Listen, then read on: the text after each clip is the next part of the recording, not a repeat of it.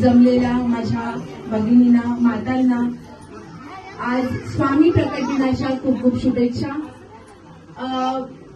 आपल्या सांगायचं झालं तर दादांना वाटेल की मी नेहमी त्यांच्या समोर त्यांची लाल करत असते, पण खरंच आपल्या विभागात स्वामींचं मठ नव्हताच आणि त्यांनी हा मठाचा इकडे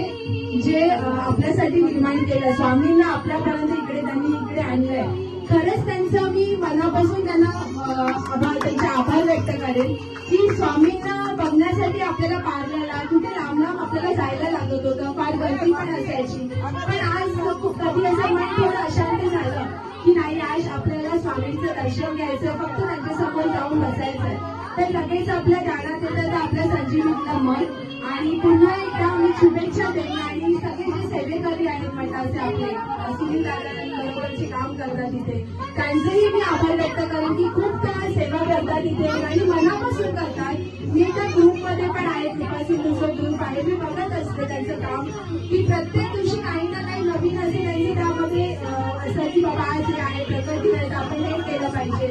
तर आमच्या हातून रुपेशजी आज येऊ शकत नाहीये, त्यांची मीटिंग असल्यामुळे, पण त्यांनी सांगितलं की दादांना माझा निरोप द्या की माझ्यासाठी आशीर्वाद